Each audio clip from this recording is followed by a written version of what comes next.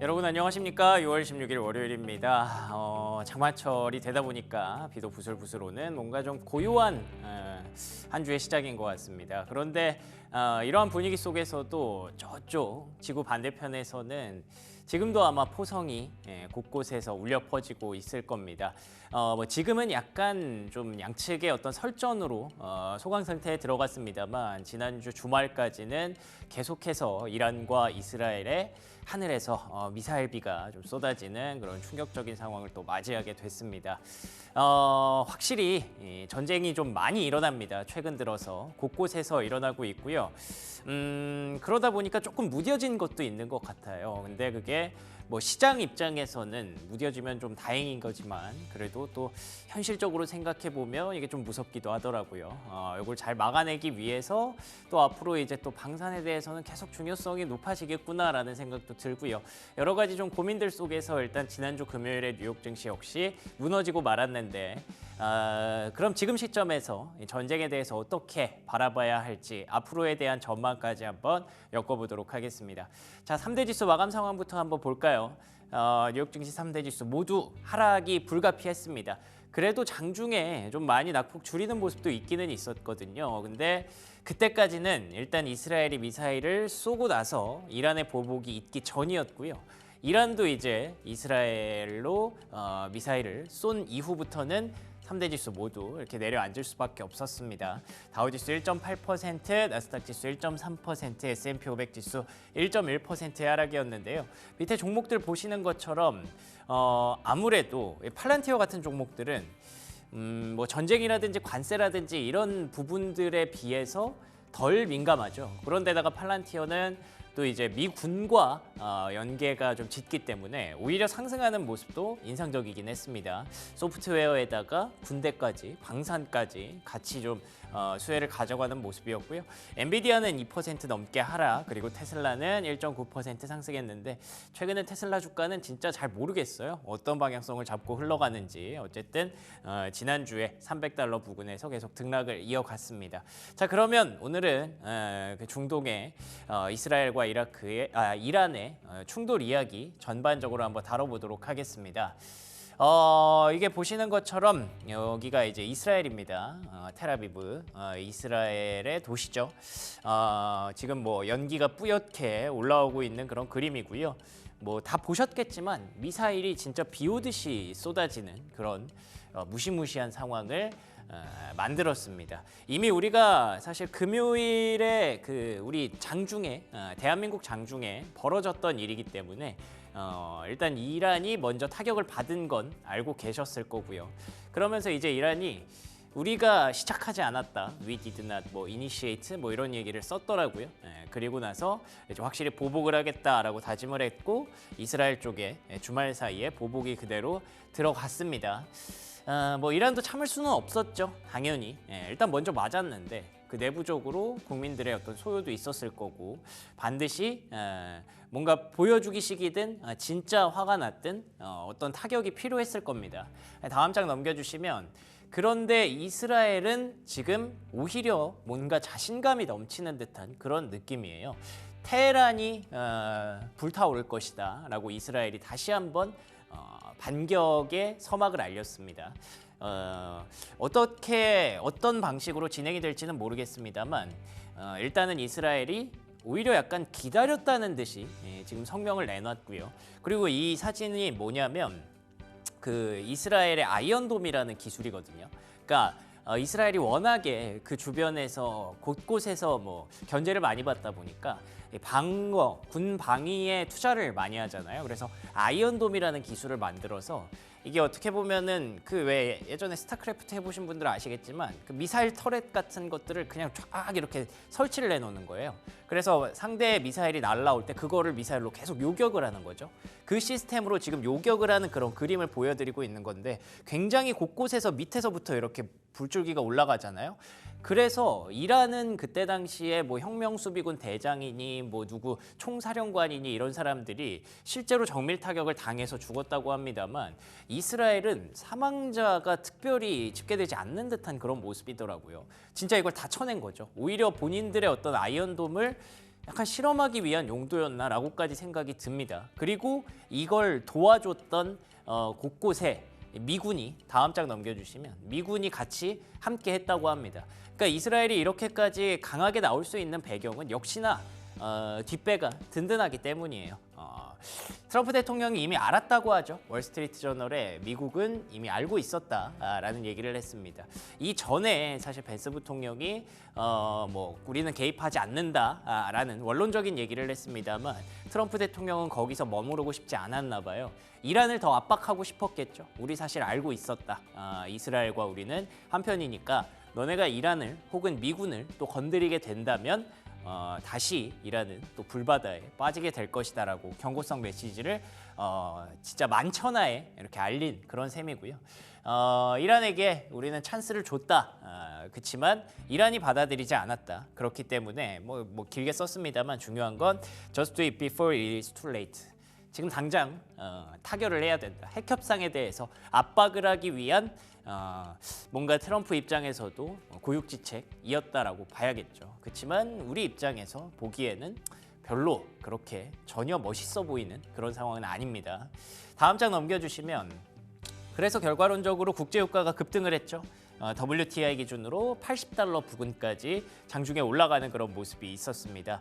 아시는 것처럼 그쪽에 이제 호르무즈 해협이라는 게 있어요. 굉장히 많은 뭐 전 세계에서 가장 많은 물동량이 지나다니는 그런 해협이라고 하는데 거기를 이제 이란이 만약에 봉쇄해버리면 유가가 올라갈 수밖에 없고 그리고 이란에서 생산되는 원유가 생각보다 굉장히 많기 때문에 그런 것들을 무기화하게 될 수 있다는 그런 우려가 일단 단기적으로 반영이 되고 있는 거죠.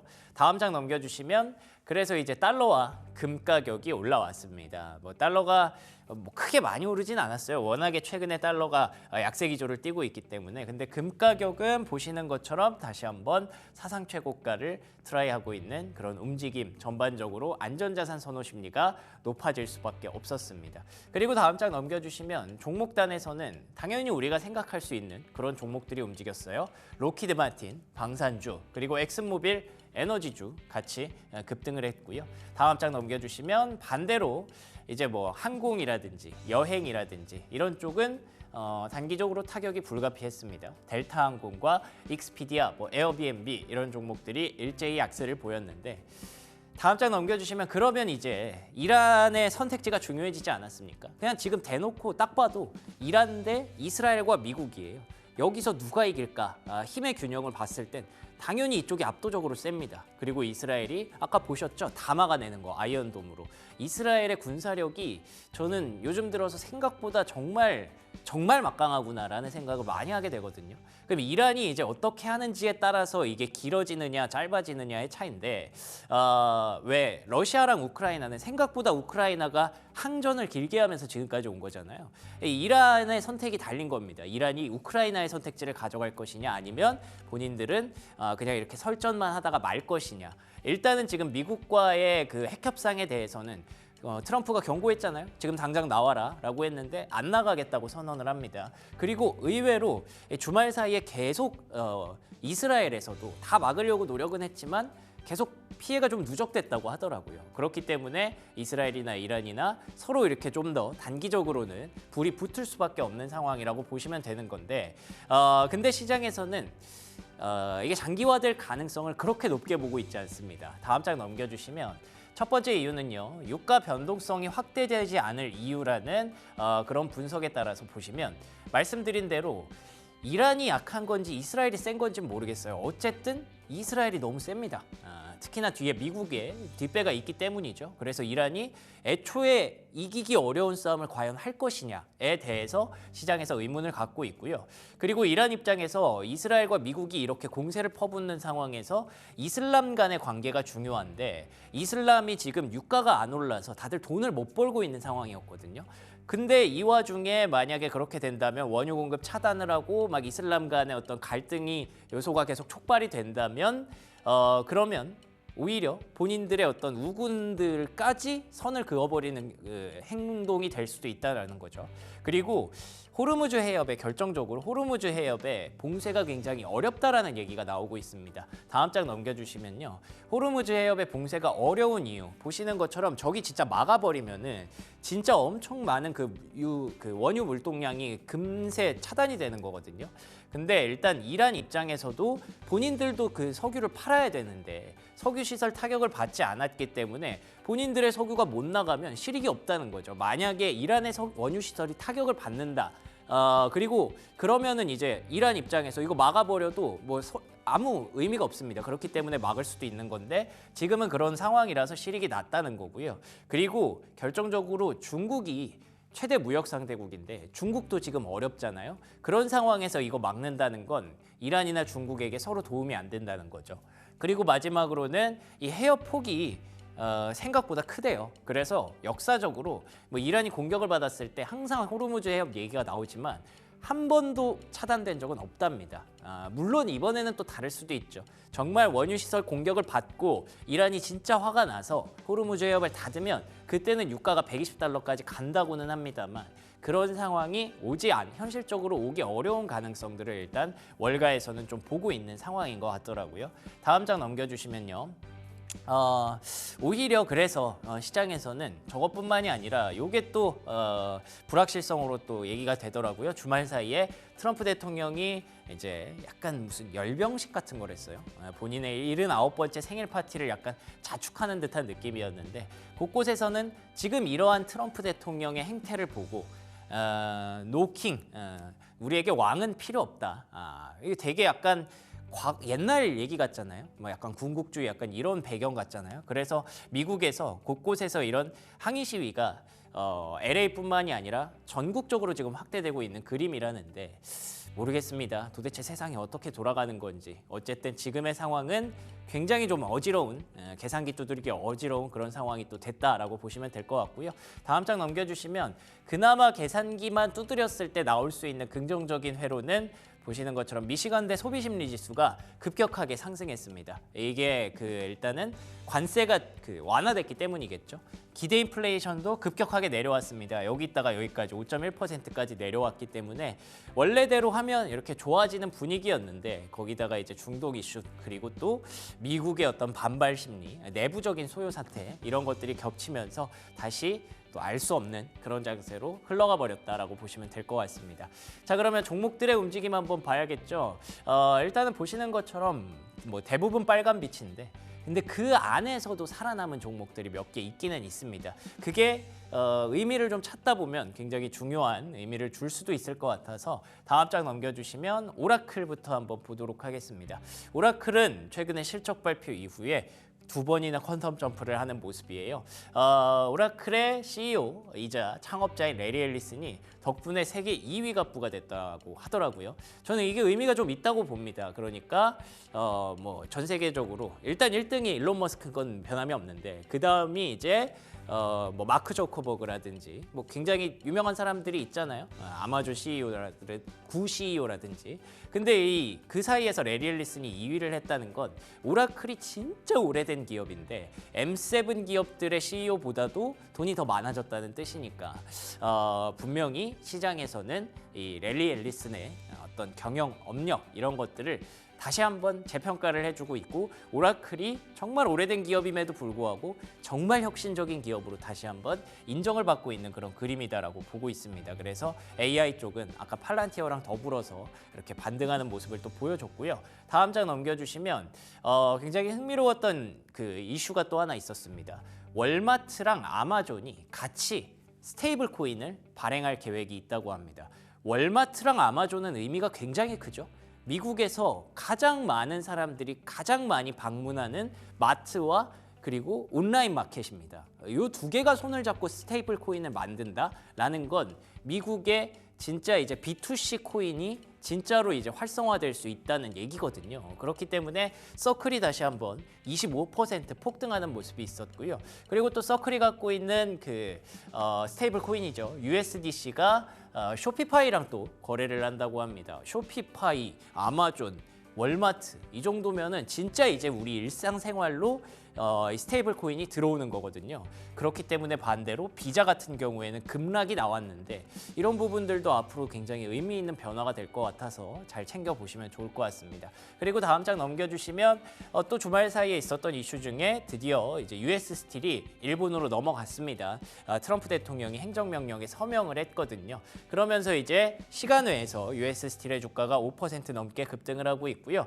최근에 이제 철강 쪽에 뭐 그래서 그런지 모르겠습니다만 트럼프 대통령이 마음 놓고 또 관세를 부과하고 있잖아요. 50%까지 늘렸는데 다음 장 넘겨주시면 그 이유 때문에 일단 세탁기라든지 뭐 냉장고, 철강 관세 때문에 같이 이렇게 포함이 된다고 하더라고요. 그래서 대한민국의 LG전자의 주가가 금요일에 급락을 했지만 월풀 경쟁사죠. 월풀 가전제품 주가는 3% 넘게 상승했다는 것도 참고하시면 좋을 것 같습니다. 여기까지 브리핑 뉴욕이었고요. 프리미엄 미국 주식 이어갑니다.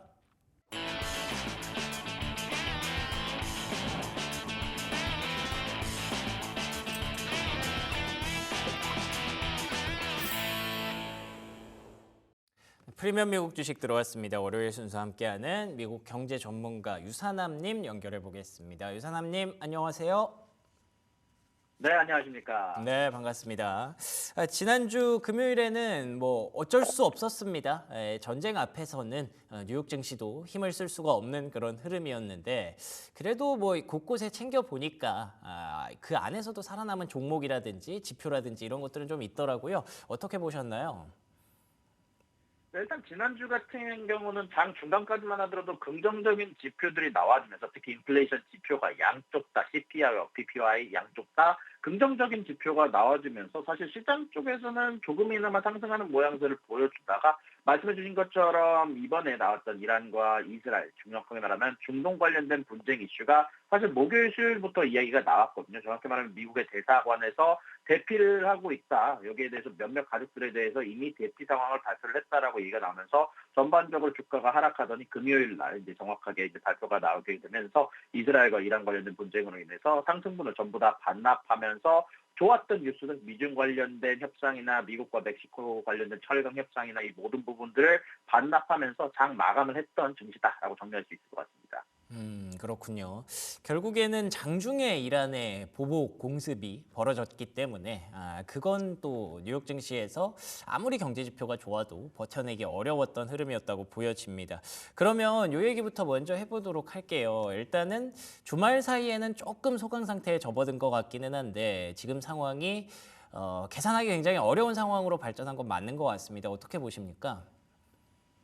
네, 이미 앞서 말씀해 주셨처럼 분명히 과거의 지역 분쟁 사례 비추어 볼 때는 이번 충격이 장기적인 약세장으로 이어지기보다는 단기적인 변동성 확대에 그칠 가능성이 높다라고 개인적으로 생각을 하고 있습니다. 실제로 이런 분명히 이란과 이스라엘 관련된 중동 분쟁으로 인해서 유가가 크게 상승했음에도 불구하고 대부분의 아시아 증시는 상대적으로 억제는 하락세를 보였고요. 이 시장이 지속적인 혼란을 예상하고 있지는 않은 모습들을 전반적으로 보여줬거든요. 분명히 뭐 이런 이슈로 인해서 방산주와 에너지주가 강세를 보인 반면 항공과 여행 관련주가 가장 커다란 하락폭을 겪었고 결국 이런 부분들은 시장이 근본적으로 경제 충격에 대한 부분보다는 에너지 가격 상승, 특히 인플레이션 재발 가능성을 조금 더 우려하고 있음을 보여주고 있는데요. 특히 이번 사태로 원유 시장이 전반적으로 변동성이 굉장히 컸습니다. 이제 WTI 원유 같은 경우는 하루 만에 7% 이상 급등하면서 배럴당 73달러에 근접을 했는데 이게 2022년 3월 이후 가장 커다란 일일 상승폭입니다.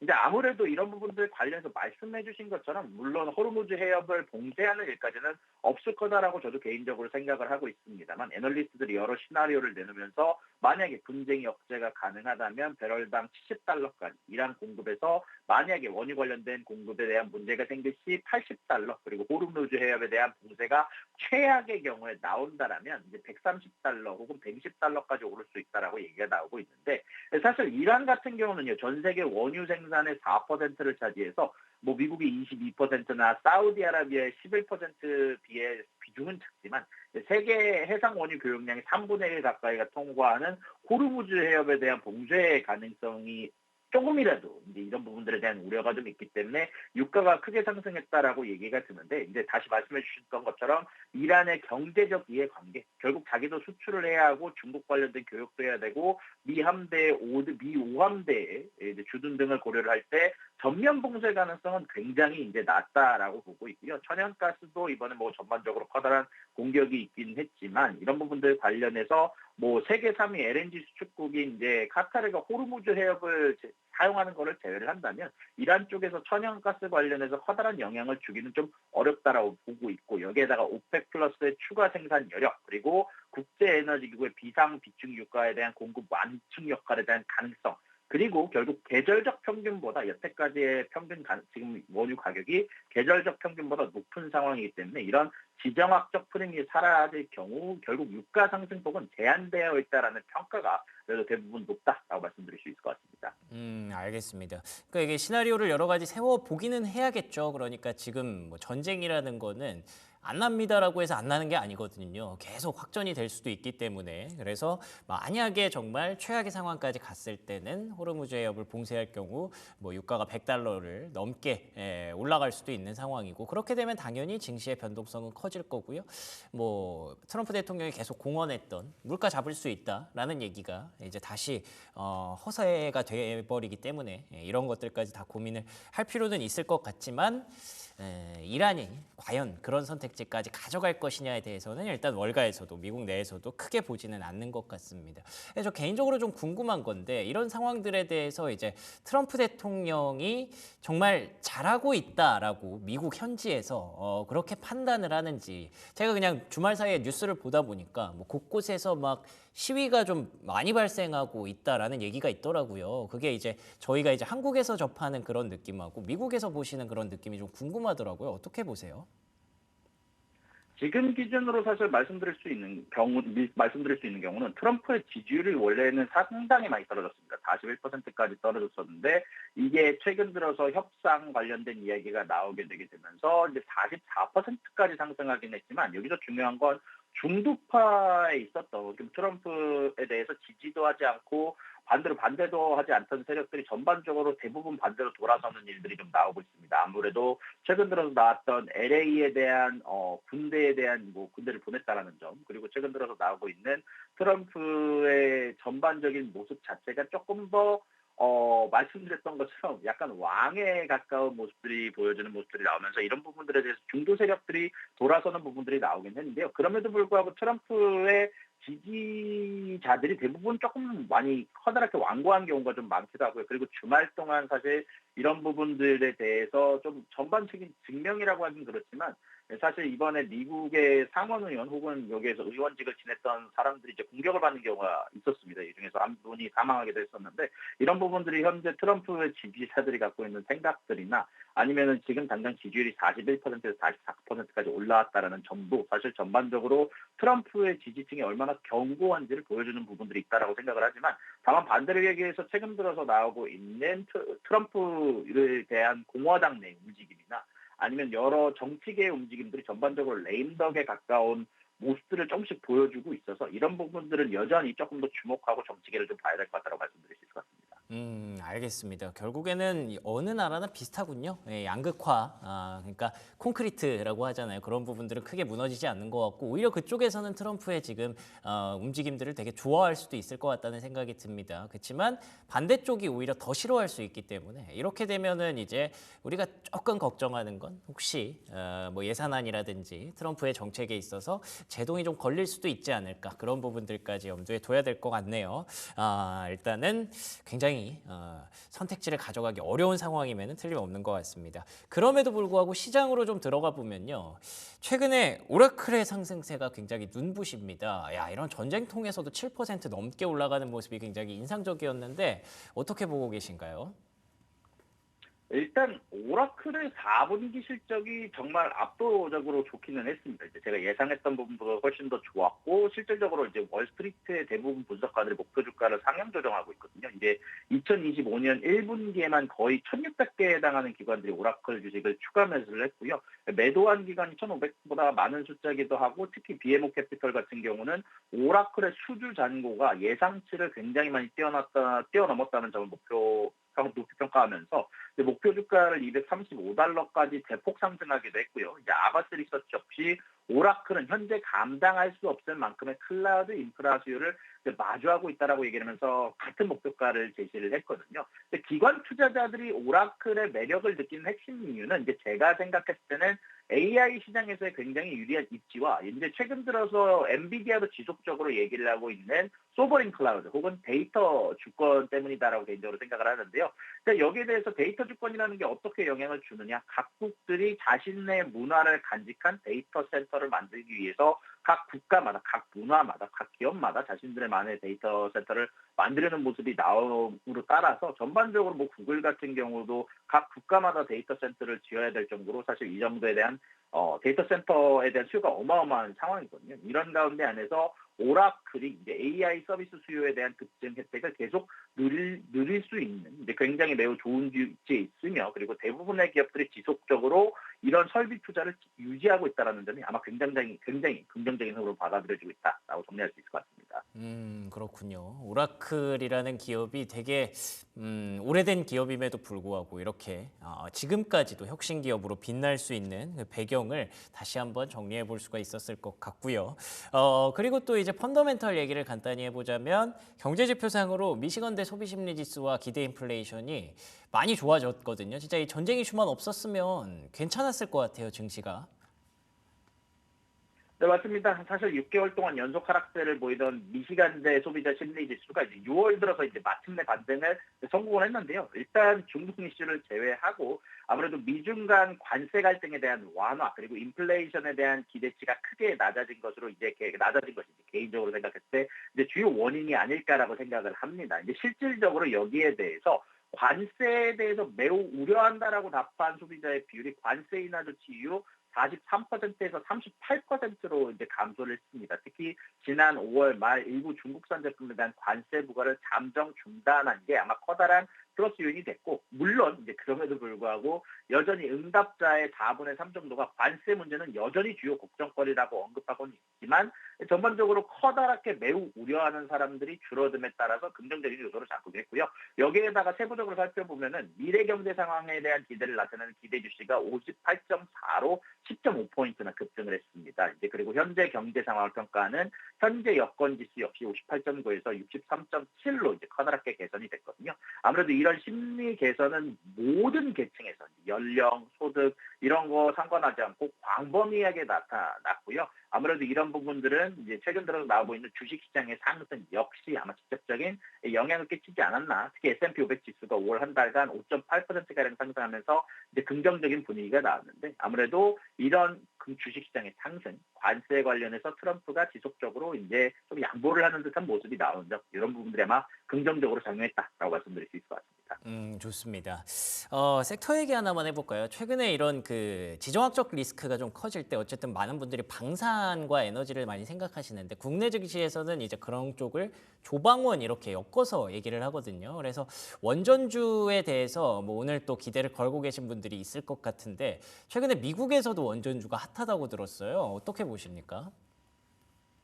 일단 미국 같은 경우는 최근 들어서 원자력 관련해서 지속적으로 행정명령을 긍정적인 부분들을 많이 이제 발표를 하기도 했었고요. 특히 이런 부분들 관련해서 원자력의 수요에 대해서 가장 커다란 증명을 할 수 있는 이제 AI와 데이터 센터 관련된 폭발적인 성장이 나오면서 전반적으로 전기 가격의 인플레이션이 지속될 수 있을 거다라는 얘기 그리고 특히 최근 들어서 이제 저 같은 경우는 이제 뉴저지 뉴욕 쪽에 살고 있는데 여기서도 이제 대놓고 아무래도 전기 가격의 전기 수요가 높아지다 보니까 가격을 상승할 수밖에 없다라는 발표가 저한테 전달이 되기도 했었는데 이제 2023년 기준으로 원래 미국 전체 전력의 4.4%를 소비했던 데이터 센터가 2027년, 2028년까지 가게 되면 이제 그 비중이 12에서 15%까지 급증할 것으로 전망이 되고 있거든요. 이제 아마존, 구글, 메타, 마소와 같은 거대 기술 기업들은 지속적으로 데이터 센터를 늘리거나 아니면은 지속적으로 더 많은 전력 소모를 할 것으로 예상이 되고 있고 이런 가운데 안에서 이런 전력 수요에 대한 급증은 이제 원자력 발전소와의 대규모 전력 구매 계약으로 이어지고 있습니다.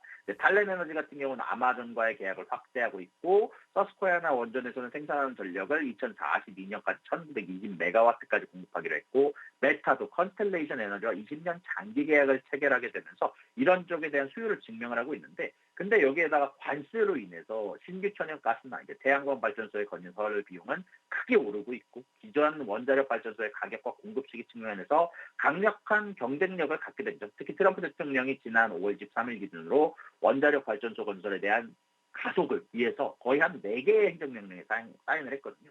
그러다 보니까 이런 부분들이 원자력 발전소에 대한 기대감으로 이어지면서 전반적으로 주가 상승으로 이어지긴 했지만 다만 다시 말씀드리지만 이런 부분에도 불구하고 원자력 발전소 같은 경우는 최근에 진짜 많이 올라오긴 했거든요. 이미 어느 정도 반영될 만큼 많이 반영이 됐다라고 생각을 하고 신규 원자력 발전소가 혹은 소형 원자력 발전소가 이제 다시 실질적으로 도입이 되는 시점까지는 굉장히 이제 적어도 5년 이상의 시간이 걸릴 거라고 생각을 해서 이제 지금까지 올라온 부분 분명히 지금보다 조금 더 소폭 상승할 거는 있다라고 생각을 하지만 이제 지금부터 크게 상승할 가능성은 조금 적어졌다. 이제 이 반영이 될 만큼 많이 반영이 됐고 5년에 대한 미래의 관점에서 장기적인 관점에서는 굉장히 매력적으로 얘기를 할 수 있고 특히 최근 들어서 원래 이 전기 가격이 위아래로 왔다 갔다 해야 되는데 이제 재미난 거는 이제 각 주에서 이제 이런 전기에 대한 계약을 가격이 떨어졌을 때 수요가 적을 때 코인 업계들하고 이제 이 전기 관련된 계약을 만드는 경우도 굉장히 많았거든요. 그러다 보니까 전기 가격이 지속적으로 저가에서 움직이는 부분들이 적어졌다 보니까 전기 가격 자체는 떨어질 가능성이 적어서 장기적인 관점에서 본다면 원자력주 전기 가격주는 앞으로도 계속 매력적일 것이다. 다만 이렇게 얘기할 수 있을 것 같습니다. 알겠습니다. 뭐 또 주식이라는 게 항상 좋다고 해서 계속 올라가는 건 아니니까 그런 부분들을 여러분들 염두에 두셔야 될 것 같습니다. 자, 이번 주 경제 지표상으로 물가 지표가 많이 나온다고 들었는데 투자 전략 간단히 정리해 볼까요? 네, 일단 이번 주 새로운 스케줄들로 간단하게 정리를 하자면 결국 이번 주는 중앙은행의 결정과 주요 경제 지표에 대한 발표들이 좀 있는 상황입니다. 일단 그런 가운데 안에서 몇몇 국가를 좀 정리를 하자면 미국 같은 경우는 고장나지 않았으면 이제 고치지 않는다라고 얘기를 했던 만큼 최근 들어서 아직까지 조금 더 여태까지 유지해 왔었던 조금 더 데이터 디펜던트한 것들을 유지할 것으로 예상이 되고 있고 아무래도 여전히 불확실성이 있는 만큼 파월 의장은 금리 동결을 할 거다. 그리고 지금 보여주고 있는 정책 기조 유지하면서 서두르지 않겠다는 입장을 재확인할 것으로 예상이 되고 있고요. 영국은행은 신중한 비둘기파적 동결, 일본은행은 아마 국채 매입 축소된 계획 같은 것들이 나오지 않을까라고 얘기가 나오고 있는 상황이라서 일단 그런 가운데 안에서 지금 중동 관련된 이슈가 있어서 전반적으로 시장에서는 좀 조심스러운 모습이 나오지 않을까라고 개인적으로 생각을 하고 있습니다. 그렇군요. 결국 이번 주는 FOMC가 가장 핫한 이슈가 되지 않을까 싶습니다. 일단 주 초반에는 중동 이슈를 좀 수습을 할 수 있을지 분위기 한번 보시고요. 주 중에는 이제 FOMC로 집중되는 그런 흐름을 한번 예측해 볼 수가 있을 것 같네요. 지금까지 유산남님과 얘기 나눠봤습니다. 오늘 좋은 말씀 고맙습니다. 수고하셨습니다.